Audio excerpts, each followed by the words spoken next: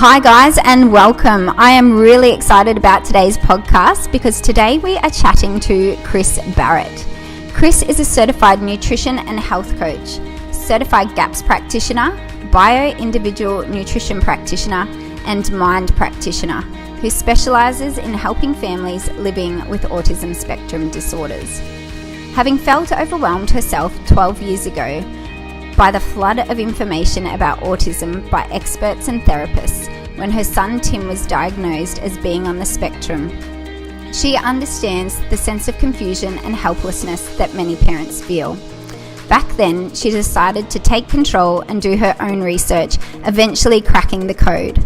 By implementing dietary and biomedical interventions, Tim became a thriving, happy and healthy boy who is now a fully adjusted teenager. Over the past 10 years, Kris has been a powerful ally for many families. She's mentored hundreds of parents to make practical and life-transforming changes that are sustainable in the real world. Kris is on a mission to transform the lives of families living with autism. She knows dietary changes can have a significant impact and believes all children and their families should have the chance to experience better health and happiness. It's little wonder Kris is one of the most trusted and respected health coaches in the specialised area of nutrition and autism spectrum disorders. Welcome, Kris. Thank you very much for having me. Not a drama. My pleasure. Now, I have read both of your amazing books, and I wanted to start with your journey with your son, Tim, who was diagnosed with autism at a very early age. Yep. And this is something that you describe very openly in your book, No Cows Today. Mm-hmm. And I got goosebumps reading your book. Your story is so real and you tell it how it is. There's no sugarcoating anything. No. And I really think that your journey would resonate with so many parents who are also going through this same, very similar journey. Can you give the listeners just a bit of a snapshot of what the autism journey looked like for you? Yeah, it was pretty messy, and you're right. I didn't sugarcoat it. It was very real, and I think it's a lot of families' stories. Our story, resonates with a lot of people, and I get that feedback. Oh my gosh, you might as well been telling our story. But it was a pretty messy journey. Tim. He was a very sick baby and he missed a lot of milestones, but because he had a lot of other illnesses, we sort of, I think, probably missed a lot of the autism signals because we put it down to, he'll just catch up, he's been so sick, he'll catch up later, he's just doing things a little bit later, don't compare him to his older sister, all of that sort of stuff. So I think we may have missed a whole lot of that. But he was just he was unwell, he was unhappy, our family was unhappy. Anyone who's got a kid on the spectrum knows you can't have a normal life. We couldn't all go out together as a family. There was just meltdowns from, dawn till dusk all through night. He didn't sleep, he just screamed all night, he ran around the house. He wasn't even toilet trained until he was 6. We were just doing everything that we, were told to do, and nothing was getting better. And, it was just that point of like, how are we going to live like this? How do we do this for the rest of our lives? We just can't. So it was a pretty messy time for everybody. It was, I guess it's not just, when there's a child with autism, there's a lot of other people affected. The whole family's affected. So, it was a pretty stressful time. It was I look back now and sort of wonder how we even got through it, but a lot of lack of sleep, a lot of just a lot of stress, and not fun. No, not at all. Not fun. Now, you talk about the biomedical approach. How did you get into that? How did you find out about it? Because I find parents aren't given a lot of information when they're given a diagnosis, and I find many parents take it upon themselves to do their own research. How did you come across this model? And tell us about how that came about. Yeah, look, divine intervention, I think, really, truly. So we had the diagnosis, we were doing speech therapy, we were doing occupational therapy. He is at a special ed kindy, and we were just, thank you, we were just actually, everything was just not, nothing was happening. Nothing was getting better. At the special ed kindy, we had just one day, I overheard a lady talking about how she changed her son's diet, and he was starting to speak, and I was like, what do you mean? And I thought, that sounds really, really strange and hippie. I don't understand how that could, even help. But I was really quite desperate by then, because I felt like we'd already done everything that the specialist had, said, well, you're doing everything you can. And I was like, but nothing's getting better. So I cornered her in the car park. I don't know her name. I'd never spoken to her before. I said, what is this? What is this about the diet? So she told me a little bit about it. And she said, here's 2 books to read. You can get them from the library, and, and off you go. So she said, there's actually someone doing research about the diet, and he lives in this particular suburb, which happened to be 3 minutes down the road from me. He was a chemist. And I went, okay, I'm going to have a look at this. So I went and got the books from the library. I went and spoke to this chemist, and I started, looking at it, and it was just all like, everything I was reading was like, that's just describing my son, like the really narrow range of foods, even the physical things. I said, I've got to do this. So I said to my husband, that's it, we're doing it. I'm going to throw out all the food in the cupboard, and we're going to do this diet. And I was like, okay. And, at the time, so that was 13 years ago, this was dial-up internet, and sit and wait for the stuff. And I just sat on American forums and looking at websites and stuff, going, okay, what is this and what am I going to do? And what happened was I started the diet, and I started the diet very badly. I didn't have very much information. I wasn't very prepared, because I just felt this sense of desperation. I have to do it tonight. I have to change everything right now.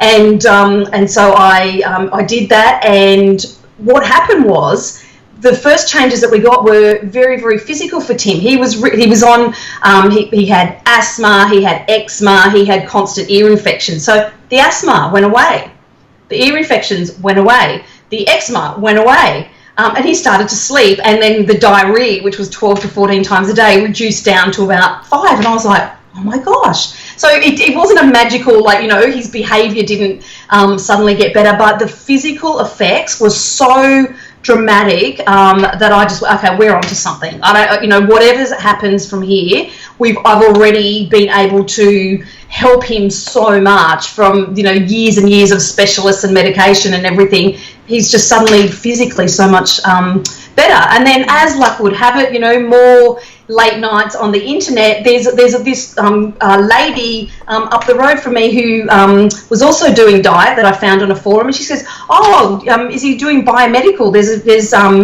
What's biomedical? Oh, they test them, and they'll have a look at his vitamin and mineral counts and test his urine and things, and then they can supplement him with vitamins and minerals to address any deficiencies. Oh, there's only 2 practitioners in Australia. One of them's 20 minutes down the road.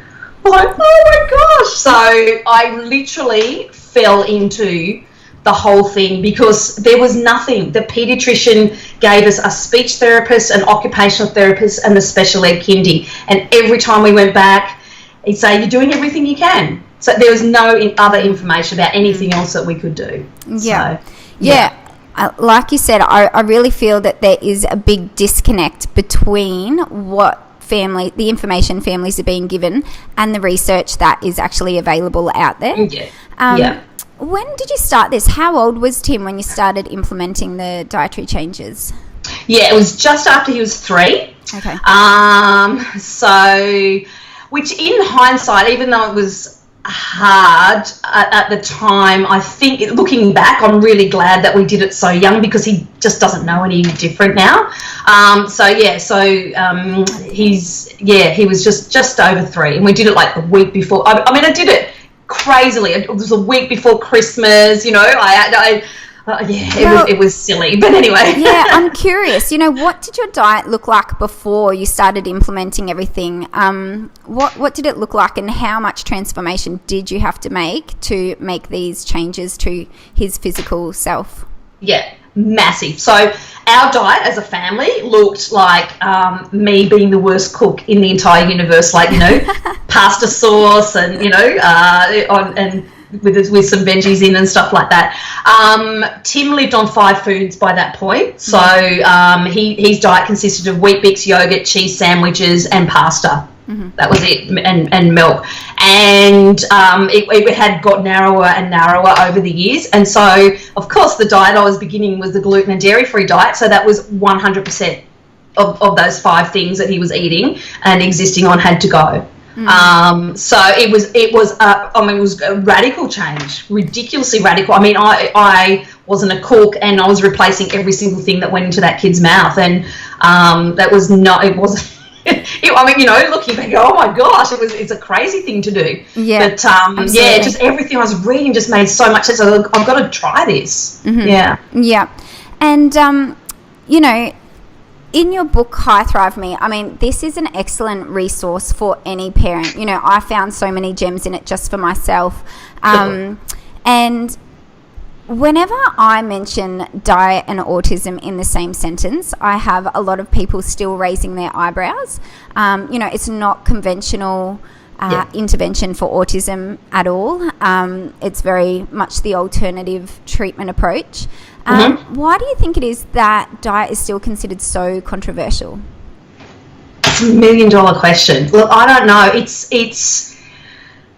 It's unfortunate because it actually divides the autism community as well. There's a lot of autism support groups, and you have the don't be ridiculous, you know, my child wouldn't even eat because he lives on nuggets. And I find, even after all this time, I find it really disappointing that nothing has changed in the 13 years that I've done it. The attitude, you know, more people have come across it on the internet, but no one's getting given the option at the diagnosis point or anything like that. And there's still that division. It's like talking politics or religion. It's to talk about diet. It's like you're really delving into something that really divides people. And look, I'm not sure. I'm not sure of why. There's so much more information. We've got so much more anecdotal reports of, you know, tens and 20s and hundreds of thousands of families who have done what I've done, and or, you know, people that have changed their diet and, you know, have got better, you know, with autoimmune conditions, but well, still. Exactly. Yeah. Look, I think we need to take a common sense sort of lifestyle approach to it. We know that good food is good for good health for anyone. You know, it benefits anyone, not just the child with autism. However, you know, I think it's particularly important, like as you said, children on the spectrum are typically fussy eaters, so they're not getting the nutrients that they need, so it becomes more important. And you know, I think we need to look at the risk versus the benefit. You know, adding a few extra veggies in and trying to implement, you know, positive, healthy nutrition changes. You know, nothing too drastic. You know, even for the parents who, you know, can tweak the diet a little bit. You know, you will still see some improvements. Yeah, and it's like it actually breaks my heart. And I understand the sensory stuff, and I understand, you know, the tantrums, and, you know, because I've lived through that as well, and I understand how attached they are to food and particular brands and stuff. But honestly, it breaks my heart to see, you know, people that I've had clients that have come to me that their child's eating chicken nuggets for 3 meals a day, 7 days a week, and it's like processed chicken nuggets, like. Yeah, as you say, in a common sense approach, you have to know that that's not sustainable long term for brain development and growth and anything. So I think I read in your book too that on the chicken nuggets note that you even went to McDonald's to get the packet just so you can fill the container with your own homemade chicken nuggets. Yeah, so you went to quite lengths to try different strategies.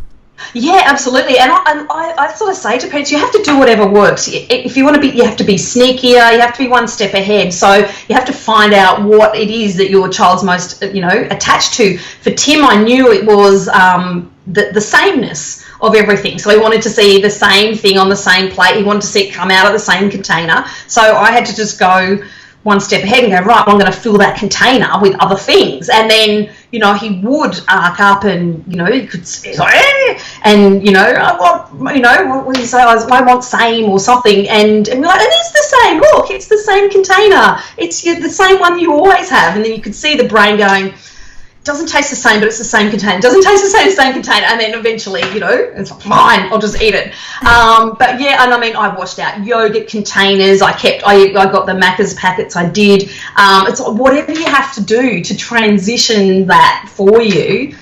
You have to do, and be as creative as you need to be. You just have to use that. And you'll know what it is. It's different for every child, but whatever that is, that attachment, you can use that to your advantage. Yeah, absolutely. Yeah, I thought that was a great idea. So can you tell us how a diet may help a child on the spectrum? What sorts of changes might parents expect to see if they started making some dietary changes? Yeah. So it's quite varied, but usually you're looking at sleep improvements, digestion improvements, and that means, if most parents will be told, like I was told, that it was toddler diarrhea. It was normal for him to have 12 to 15 runny nappies a day. It's quite normal. It's toddler diarrhea. It's not normal. That's just really, really, and particularly, if this is a parent's first child, sometimes they don't know any different. When do you start questioning, is this normal or not? Yeah, it's so hard, right? Because it's terribly hard when you're told by, he's the expert. He's the pediatrician. He sees kids all day long. This is normal, is it? Okay. It doesn't feel normal. And, it's and I think at some point, when I sort of decided to go against, I'm gonna try this radical thing, which was real food, and go against all the advice and everything. I think once you get a little bit of success with that and you see some improvements, then you start to go, well, hang on, what else is there that I could do? What else, may I question? Because up until then, I was, I didn't question anything. If the doctor said it was fine. And I think that we're sort of brought up not to question that. So it's quite a growth. It's quite a development journey for the parents, I think, to be able to have that confidence to start questioning and go, well, hang on, is that really working? And, should I try something else? Yes. Now, in your book, The High Thrive Meet, you outline a 5-step dietary process, and I wanted to focus on two of those steps, which is the eliminate and the enhance. So foods that parents should consider eliminating from the diet and foods that they may consider adding back into the diet. So let's start with the elimination. What are the sort of foods that parents who are listening in today, what might they be able to look at and get rid of or chuck out of their fridge or pantry, or where do they start? Okay, cool. Look, the biggies seem to be for kids with on the spectrum, gluten and dairy, and without going into a science lesson, it's because they're actually physiologically addicted to the compounds in gluten and dairy, which have sort of a morphine effect. So not are they only like dulling their brains, but they're also very, very, very addictive, and that's why the kids start narrowing their food choices and becoming very picky. So for those kids, gluten and dairy. On the other side of things, sometimes the kids that are really hyperactive, you can get a big bang for your buck by starting with additives. So sometimes it's the additives. But if we're talking about autism here, then I would say gluten and dairy. So just have a look, and if, when I'm working with people, I get them to do, send me a typical 3 days. And it will just be just like Tim's diet. It will be full of gluten and dairy. It will be absolutely full of gluten and dairy. And then there'll be comments about hasn't touched a vegetable in X many years, and can't stand the colour, the sight, the smell, the look, all of the rest. So what we can do is, there's so much available now, gluten-free. So can you just describe for the parents who don't know what gluten is? What is gluten, and where do we find it? Okay, cool, yeah. So gluten is a protein, and it's found in quite a few grains. So it's found in things like wheat, barley, rye are probably the main ones. So That means it's in flour, it's in bread, it's in breadcrumbs, it's in pasta, it's in biscuits, it's in cakes, gluten's in everything. Gluten's probably in your medicines, because wheat's in everything these days, isn't it? Everything, yeah. So it's interesting when you start going gluten-free. It's not just the pasta and the bread you need to look at, when you go down the track and find that there's gluten in your toothpaste or whatever. It's like, whoa. So it even means eliminating gluten from personal care products and things like that. Is that right? Yeah. Because what happens is what I've found out from my studies is the body doesn't know how much gluten it's getting. So you can't do this a little bit. So, you can start out slowly, and of course everyone's in a transition period of, you can't, expect to be 100% this afternoon when you haven't started anything. But what you're aiming for is to be completely gluten and dairy free, because the body doesn't know. For example, if you've given it a mouthful of milk, or you've had 2 litres of milk.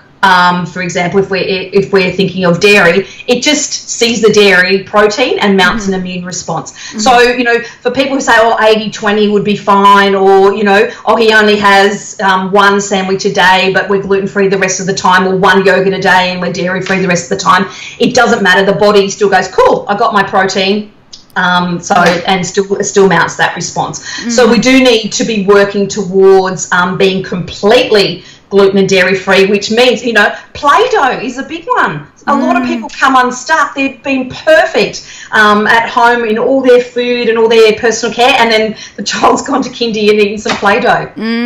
Things you would never think of. Yeah. So and they usually recommend, is it 3 months to trial going off gluten to see, it takes 3 months to sort of get gluten out of the system to see whether that intervention actually works. Yeah. So dairy leaves the body quite quickly. So if you're on a dairy-free diet, within 3 to 5 days, if you've had no dairy at all the remnants are pretty much gone. Gluten can take up to 3 months. Some people say it's 3 to 6 months. So that's why we say once you get to a completely gluten and dairy-free stage, you want to stay there for 3 months to then see what the benefits of the diet are going to be for you. So, because that's once all that's gone from the body. So Okay.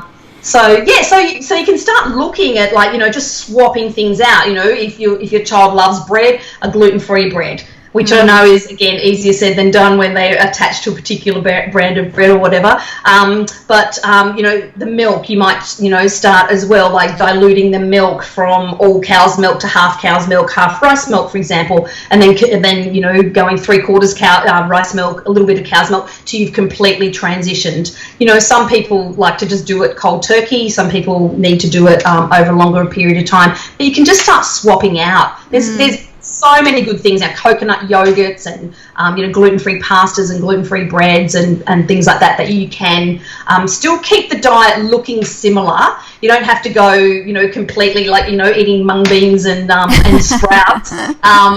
So at least in a transition period, just swapping the like for like, at least keeping some sense of normality for them. Yes. So. Yeah.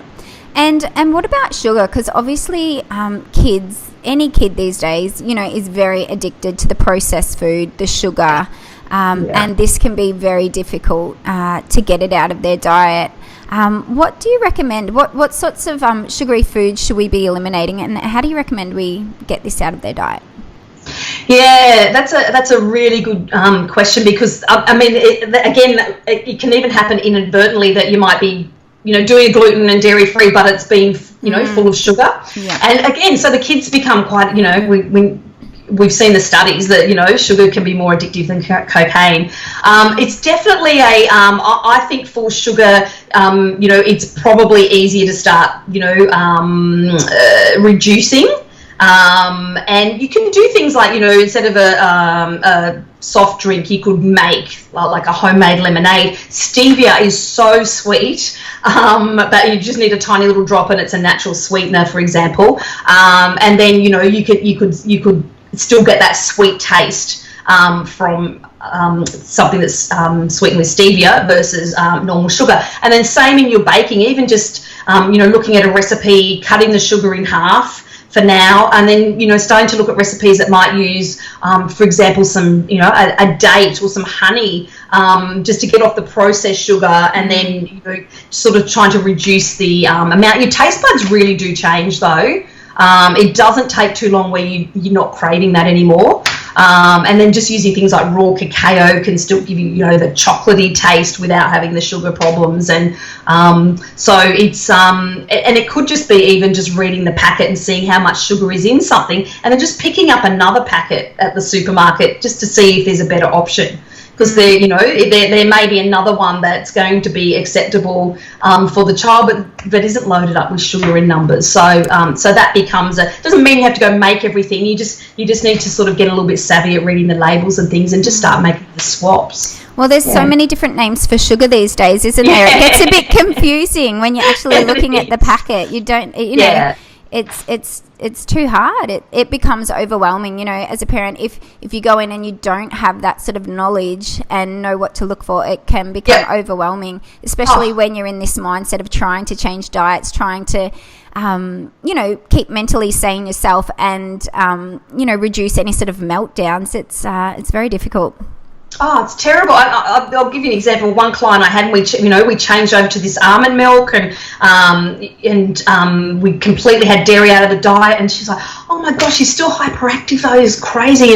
And we figured out then, they were having like 1.5 litres of almond milk a day because we're doing smoothies and, in breakfast and all the rest of it. And the almond milk was only 2% almonds, and it was something like 18 grams of sugar in each serve, and he was having like 8 serves a day. I was like, oh my gosh, no wonder he's hyper. So that's when it's like, it looks like a health food, but it's not. So it's such a process about learning that stuff, because that's the stuff you just swap. Okay, it's been a big enough change to go dairy free. Am I doing the right thing? This is in the health food aisle. And then you have to, then you get a little bit more knowledge about label reading.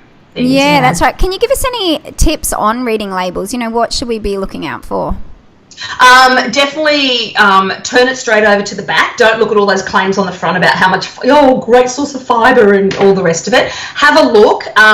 If it's got 35 ingredients, and I'm not exaggerating when I say one of the health, a lot of the health food bars that'll be in kids' lunch boxes has 35 ingredients. Put it back. 35 ingredients means it's just full of crap that's made, to sit on the shelf for longer. So, the less ingredients, the better, and ingredients that and that you can pronounce, and then just have a look at go to the sugar content if we're talking about sugar, for example, and you're trying to aim to have something like 5 grams of sugar or less per serve is considered low sugar. So immediately if you go, oh my gosh, this is 26 grams of sugar in this serve, don't get that one.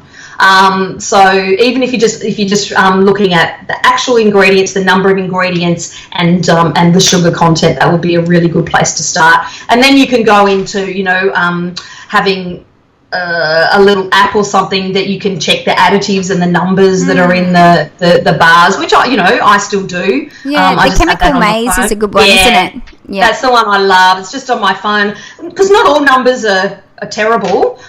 So you can just do a quick flick, and if it's the first time you're buying something, you just spend that time just going, okay, is this going to be acceptable? Yep. And then it gets put into the okay list, and if not, you can just reject it. And I think it's great. I recommend it to parents who also have older children who are able to do that themselves, because then they feel empowered. They have the app, and it's very easy to read. So it has the green face or the orange or the red, and they can say, no, mum, it's no good. And the red face, So if it is the red face, they can put it back on the shelf and choose a better option. So it's something that they can do when they go shopping.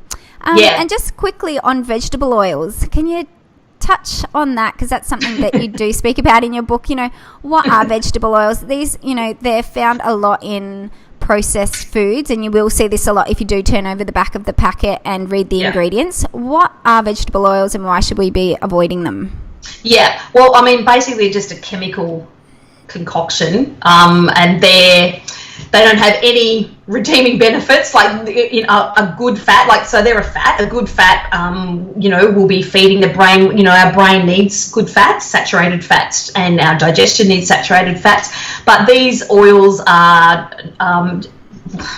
they're heated, they're just the body doesn't know, the body doesn't know what to do with them, and that they just cause more problems than they're worth. So you need to stay away from those. But the other reason you need to stay away from them is not only because of the chemical concoction that they are and the adverse effects they have, is often they're full of antioxidants. And then we get this whole antioxidant thing. Oh, blueberries are good antioxidants. We need antioxidants. But when you're looking at a processed food, an antioxidant is just in there to stop it from spoiling. And the antioxidants often do not have to be labelled on vegetable oils. So these are things that can really set kids off. They're, number 320 or 321, BHA or BHT, they're called, but they may not be labelled as that. They may just be labelled as antioxidant. They may not be labelled at all. But these can be really tricky. I mean, they're carcinogens. They're recognised carcinogens, which means they are known to be causing cancer. They've been linked to learning difficulties, to migraines, to headaches, to hyperactivity.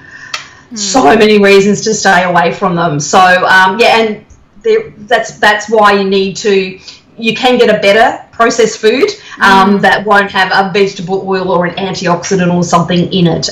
So you definitely want to look at those. And your cooking, go back to the ghees, the butters, the lard, those old-fashioned fats that our bodies actually need and know what to do with. And it's those cheap processed oils, the canola oils, cottonseed, the soy oils, the vegetable oils are just, steer clear. So let's start talking about the enhance. So what we should be adding back into the diet. So you just mentioned then the healthier types of fats, so the coconut oil, the ghee, the butter. What are other sorts of nutritious forms of food that we should be adding back into the diet to improve nutrition? Yeah. So one thing, I think the first thing is looking at your, one of the most important things is looking at your water, because we're cooking it and we're drinking it. So making sure you've got a really good water filter to filter out the chlorine, the fluoride, and all the other garbage that's in there. So water, I think, is really important about adding in. I totally agree. And just to digress a little bit, I'm based up in Katherine in the Northern Territory, and our town water has been contaminated with firefighting foam, and it's been like that for the last 12 years, and it's only sort of coming to surface now. And I think people have been a little bit complacent about it, and it is really hard to we're bathing in this water, we're drinking the water, and I don't think people realise the amount of chemicals and that can actually find their way into our tap water. And that was a really big wake-up call for me that, look, I understand that there is the fluoride and the chlorine in there, and that's been added there purposefully. But, what other chemicals are in our water that we don't even know that we're drinking? Well, that's the thing. And I mean, there's water, there's, I don't even know what you call them. I mean, they're trying to combat, the Giardias and the, and they're saying for E. coli and all that sort of stuff. But I mean, there are chemicals in there to stop that, and then they block the absorption of any minerals that are in the water. So it's like, it just gets into a vicious cycle. So I actually think like a good quality water filter is probably one of the first things to look at when you're trying to enhance, what you're doing. And salt is another one. And again, people are like, and so we're talking about, the nice pink crystal Himalayan salt, which is full of vitamins and minerals. I think there's 84 trace vitamins and minerals in there, which again we need, to balance our electrolytes, and then that, balancing electrolytes means that everything's working and, brains are developing and all the rest. So I'm not talking about white table salt, which is completely devoid of any minerals and anything. So again, just swapping your salt out to something that's nice and natural, or the grey Celtic sea salt as well, just that nice natural stuff. So is that what salt parents can find in their supermarket? Is that the one, or is that the same? Yep. Yeah, we can get the pink one now, the pink Himalayan crystal rock salt. So we could get that now at our supermarket, which is really cool. So you don't even have to go to a specialty shop anymore to get that. Yeah, which is really good. So that's a really simple swap. it's about, you know, just learning. Like I didn't used to cook with salt because I didn't like what salt is, the white table salt. But however, I now, you know, make a point of adding the pink Himalayan salt into my cooking, knowing that it's putting nutrients in there. Just things like having a look at organic food versus conventional. And I am a realist. I'm not a cook. I'm not a foodie, and I understand that, you know, in a perfect world, even, you know, we're not perfect. In a perfect world, we'd eat completely organic. That's not always possible financially or to actually get the organic produce. So I use a thing that you can just find on the website. It's called the Dirty Dozen. Yes. And it comes out I think the EWG, the Environmental Working Group in the US, updates it every year. I think it's the Dirty Dozen +3 now. I think it's become worse, but they're the if we just talk about a dozen, they're the 12 worst contaminated fruits and vegetables, for example, so that contain the most nasty. So I will have a look at that list and say, okay, well, I'll definitely buy those organic. And then everything else, which is a bit cleaner, they call them the clean 15, then I'll just buy that, you know, conventionally, because, you know, my budget might not stretch to buying 100% of things organically. Yeah. So I love to use markets as well, because the certified organic label is a very expensive thing for farmers to get, and lots of small farmers and at local markets are not using sprays and not using chemicals, but they haven't been able to go and afford the actual certification of being organic. So you can get some really nice, clean fruit and vegetables as well at your local markets, just by talking to the grower, and you know, they might say, yeah, we don't use any chemical sprays, and so you know, and they're a lot cheaper than buying organic as well. So yeah, I think that's a really good point. I was actually on the Environmental Working Group website a little while ago now, and you know, they were saying on there that there were strawberries that had 20 different types of pesticides found on the strawberry. Yeah, and that's massive, isn't it? You know, what do these pesticides, what does organic mean, and why should we avoid the pesticides? What will that do for our health? Yeah, well, I mean, the pesticides are a little bit like the whole GMO thing, right? They're foreign bodies to the. So when you ingest them, your digestive system and your body goes, hang on, I don't recognise what this is. I'm going to mount an immune response, because my job as the immune system is to keep out any, you know, invaders or anything foreign. So the body just doesn't know how to. So they're not digested properly. The body doesn't know how to digest them, because in digestion you're assimilating all the vitamins and minerals, and the digestion system doesn't know how to assimilate a pesticide. It just, you know, and so that then runs around in the bloodstream, and then, you know, it causes all sorts of who knows what damage.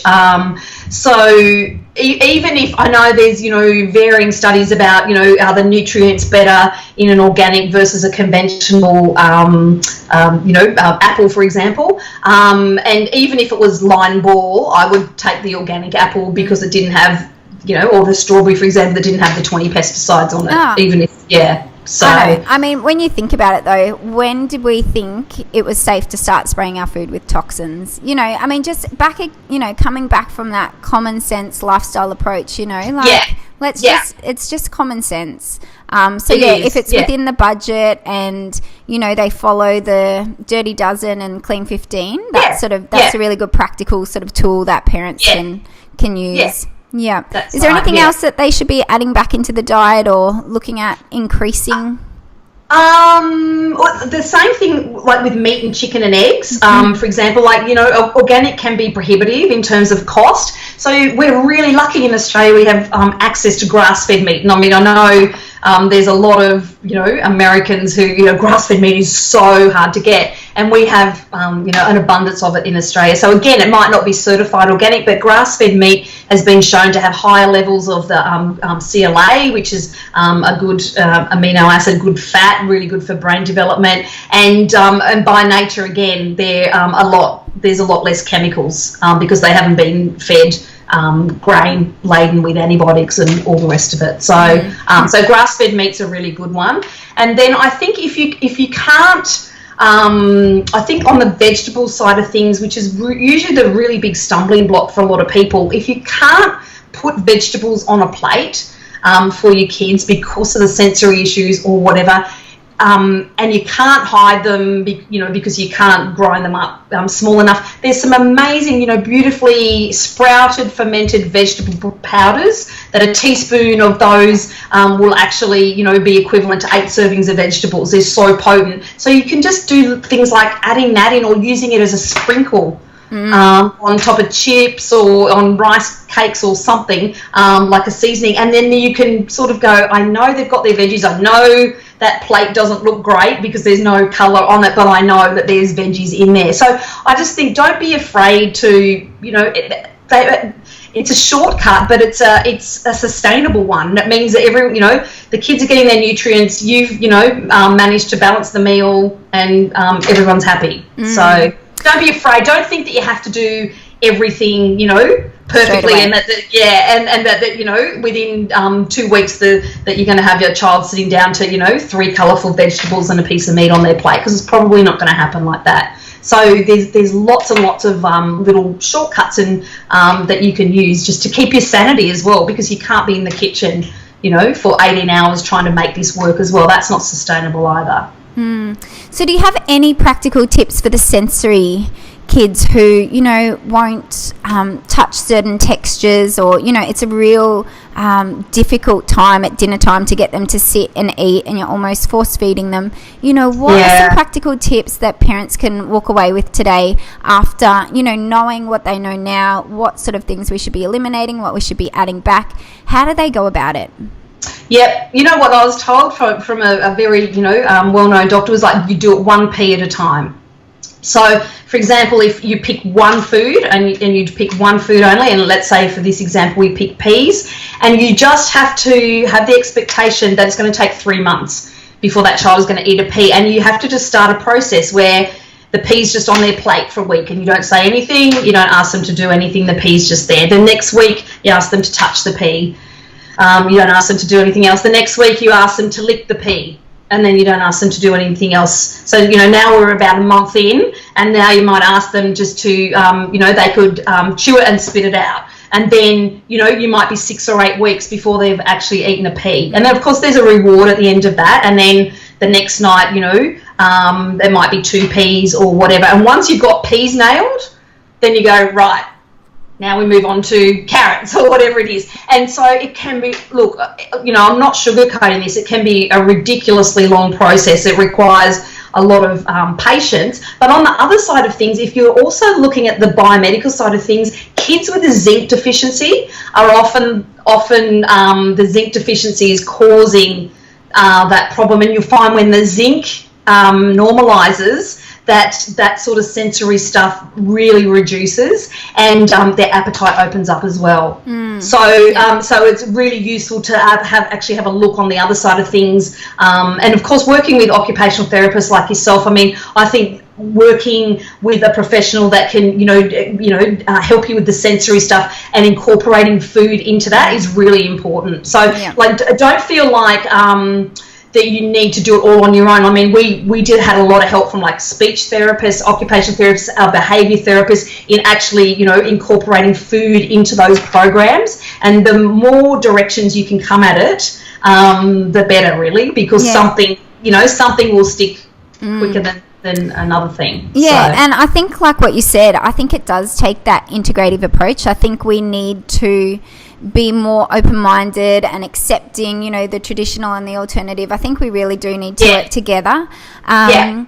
So that's great. I think we're going to head to the 5 rapid-fire questions now, Kris. Okay, cool. So the first one is, what is one habit that parents can implement today? I would say to have a look at what's in your cupboard and turn over the back of the packet and have a look at the label and see if it meets the requirements. So whether you think after today that you might say, I'm going to give gluten-free a go, or I'm going to give no sugar a go, or look for low additives, just have a look at what's in your cupboard now and see if that's something that you'll need to think about a replacement or keep. Great. Yeah. What do people never ask you that you wish they did? You know what? I actually wish people would ask me, can you help me? Because, and I know that sounds weird, but there's a very fine line between being able to offer, like, you know, I've got an experience that, you know, if I could share with you that might help your child. I don't get asked very often, even by really good friends who have children, then they've seen what I've done for my son and all the rest, but there's that fine line. Well, you definitely have a wealth of knowledge, and I think people should be tapping into that. So I'd like them to ask me, like, would you be able to help? Can you tell me about what you did? That's what I'd like people to ask me. Excellent. Well, it's all in your books, and I know you do a lot of presentations and different things like that, don't you? I do. Yeah, great. And so what book would you recommend that all parents read? I was having a think about that because I was having a look through my bookshelf and stuff, but I've got this one here that's I don't know if you can see, it's very well worn. It's called Healing the New Childhood Epidemics by Dr. Kenneth Bock. And it's a really great mix of real life stories and science and practical interventions. So you could grab that at the library. I've got a couple of copies floating around, but they're out with people, and that was my really old one. But I think that was one of the most comprehensive resources that I've read that explains what I was doing from a scientific point of view, as well as putting it into perspective in the, you know, in a real world. Great. So, that's great. I haven't read that one, so I'll put that on my list. Put that on your list. It's a good one, And what is one of your top 3 unfinished bucket list items? I've got a lot of travel on my bucket list. So I've got a lot of places I want to go. But you know what? There's one really big thing on my bucket list, and I said this way back when Tim started improving, that when I won the lottery, I just wanted to have a retreat where people could come. Mums could come with their kids and we could just immerse them in this whole thing and teach them. So that's still on my bucket list. And that sounds amazing. Yeah. I'm sure you'll get there. And if you could only offer one piece of advice to parents, what would it be?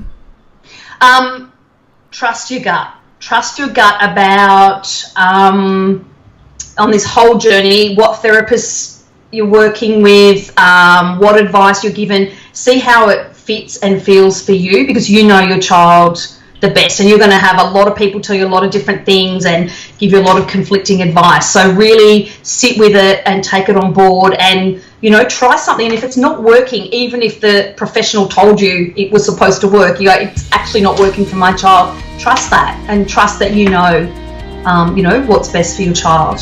Yeah, I think that is the best. You know, I totally agree with that. You've got to do what you know, and go with your gut instinct. Absolutely. Well, Kris, you are an absolute treasure in the autism community. Thank you so much for joining us today. You have such an inspiring story of hope, and I really think that the listeners will get something out of today. So thank you so much for being here. Thank you so much. It was lovely to be with you. Thanks. Thanks, Kris. Bye. Bye.